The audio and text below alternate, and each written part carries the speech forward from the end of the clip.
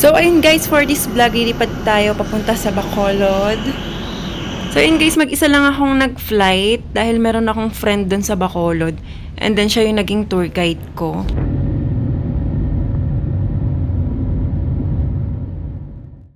Okay, touchdown, Bacolod. So, nandito na ako. And then, nag-book lang ako ng Grab. Papunta doon sa may cathedral. So, eto itsura ng kanilang airport. Medyo maliit lang yung airport dito, guys. So, magkita kayo mamaya. So, dito yung first stop ko, guys. And then, pumasok muna ako. Nagpasalamat ako dahil safe yung naging flight ko. Dahil ang ate mo girl ay nanaginip at naging nerbyosa sa pagsakay sa aeroplano. Hey guys! Welcome back again to my YouTube channel. So for this vlog, dito tayo ngayon sa City of Smiles, Bacolod City. Isasama ko kayo dito sa aking tour sa Bacolod. So yun guys, I decided to travel alone. So ayun, dito ako nagpunta sa City of Smiles. Baka mahanap ko ulit yung ngiti sa aking mga labi. Charis. Isasama ko pa kayo sa mga next na pupuntahan natin dito sa Bacolod. So medyo konti lang yung pupuntahan natin ngayon kasi limited lang din yung araw ko dito. Saturday and Sunday lang yung pinakalibot. So ngayon Saturday, ayan, konti lang pupuntahan natin. So just keep on watching. Ito mga to sa baba, kainan daw to, inasalang kaso sarado pa siya, siguro mamaya pa magbubukas. So ayun, ngayon pupunta na tayo ng Manukan Country. So yan, dahil magla-lunch tayo. Then yun, nagva-viral yung sa TikTok, nakikita ko. So isa yung sa sikat na pinupuntahan dito sa Bacolod. Yun yung mang inasal nila, Bacolod Inasal, ganon. Di ba sa Manila may mga ganon din, Bacolod Inasal, ganon. So yun, dito titikman natin. Wow, gusto ko yata to. Kuya, magkano? Medyo na saging. So yun, meron sila ditong Mega World, the Upper East. And then ayan, parang ang datingan nito pa Manila na. Ayan, meron silang mga condominium yata dito na ayan, mga ginagawa. And then ayan, ayoko na maglakad. So yun guys, papunta na ako ng Manukan Country dito. And then nagsakay tayo ng jeep. Ganito yung itsura ng jeep dito sa Bacolod. Parang L300. A few inches later. Okay guys, nakababa na tayo ng jeep. Pupunta na tayo dito sa Manukan Country. Ayun. Nasa site na ba siya? Ayun na, pwesto-pwesto. Ayan. Pipili ka, nenas. Pero alin.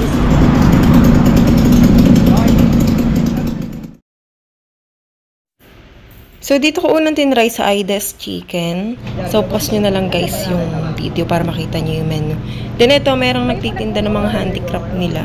Ang ganda ng pagkakagawa ng Mama Mary. And, Salamat mo. So, ito yung in-order. Taste muna natin itong ito, balon-balunan. So, ito yung favorite part ko sa chicken. Lasang inihaw.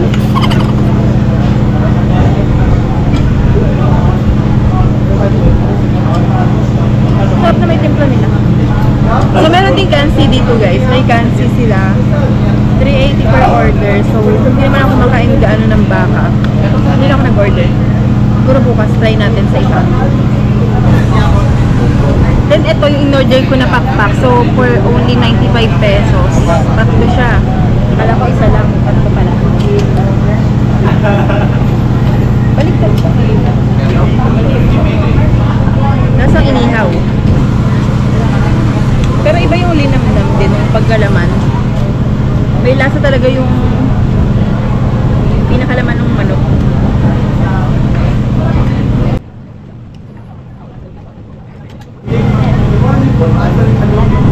Then ito, isa din sa favorite part ko ng chicken. So gusto ko yung makukunat sa chicken.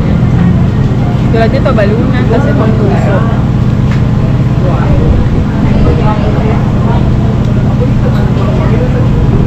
Sarap sa suka.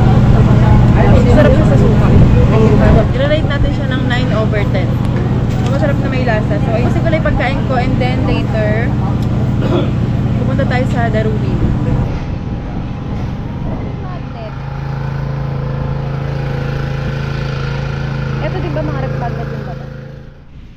So yun guys, bumalik muna ako dito sa pinag-i-stayan ko para mag-freshen up.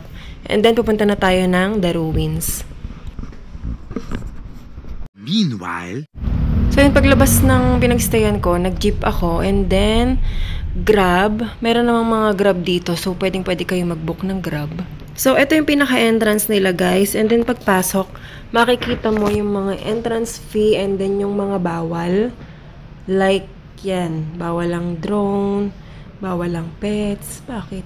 No smoking. And then, ayan, kayo na magbasa guys, post nyo na lang.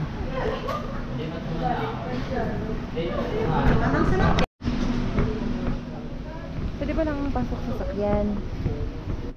So yun guys, hindi ganun kaganda yung panahon, umaambon. And then, dapat Sunday maglalakawon ako. So ayun, hindi natuloy dahil nga merong bagyo that day or that time. So eto pa nga lang, Sabado pa lang umuulan na or umaambon na. Kaya yun, sa iba na lang ako napunta nung Sunday. Hindi ganun kagandahan. At least meron akong napuntahan. Ay, yung cafe yata. So, eto yung entrance mismo. Papunta dito sa The Ruins. And then, may CR dito sa left side.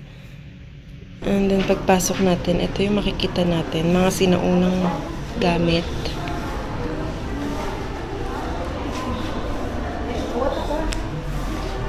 So, etong The Ruins, guys, meron siyang kwento. Hindi ko lang sure. Kayo na mag-research. Tungkol dun sa nagliligawan yata sila. So, napakatagal na ng building na to.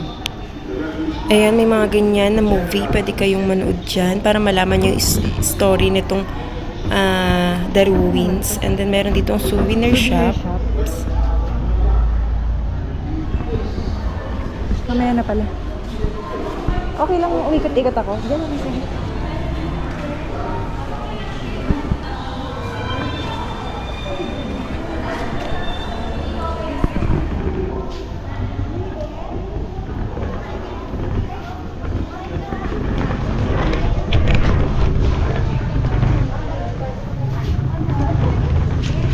Nakaka-amaze dito guys pagpasok nyo. Yung iba yung feeling. And then ayan, kita nyo naman yung panahon, hindi talaga okay. So, umaambon-ambon dyan. Kaya ang nangyari is dito na lang ako nakalibot. And then doon sa city mismo. And siguro, balikan ko na lang din yung Lakawan Island na sinasabi ko na yun ang mismo gusto kong puntahan. Yung island na yun.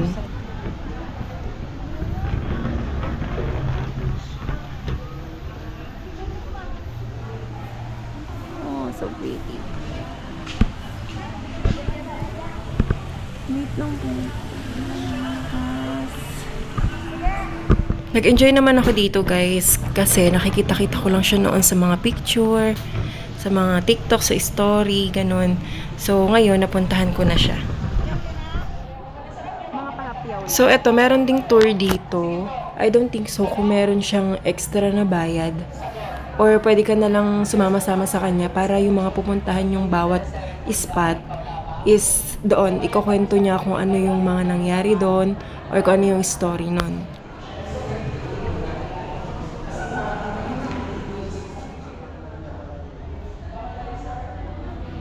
So yun guys, sila yung dating nakatira dito. Ito yung mag-asawa.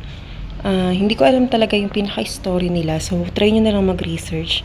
Para sure din yung ayaw ko na magkwento kasi baka mali yung masabi ko. Mas okay na yung kayong mag-research. Ano man to? Ang cute.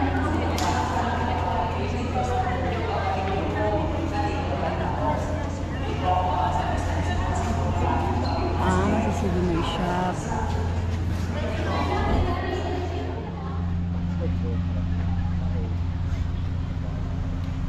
So init. So init. So init.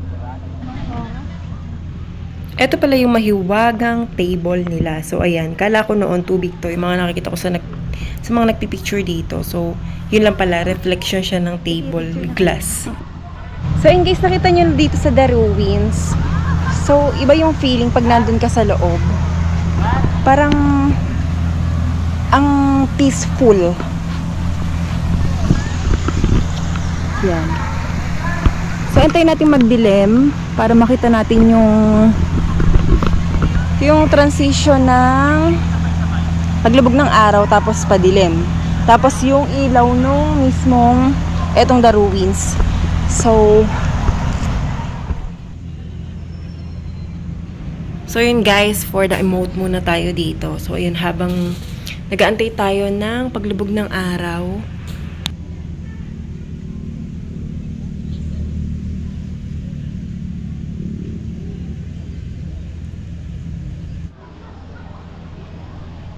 So yun guys, malapit na nga lumubog yung araw dito. Kung makikita nyo yung mga tao dyan, ayan, parami na sila ng parami.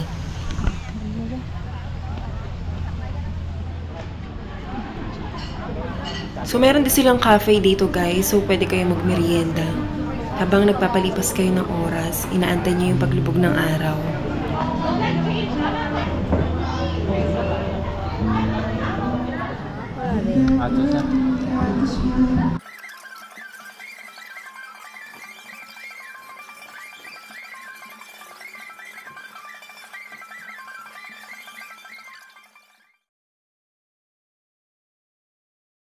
So pretty here. So tayo dadaan dito. Kita nyo yan, guys. Ayan, ganyan siya kaganda. Kasi nagbo-blue yung langit. Tapos yung combination ng ilaw ng pinaka-The Ruins. Napaka-pretty! Kaya ayun, na-enjoy ko naman itong first day ko dito sa Bacolod. Yung second day lang yung hindi ganun ka-enjoy. Kasi syempre, in-expect ko na makakapunta ako sa Lacawan Island. So, ayun, di natuloy. And then, everything happens for a reason naman.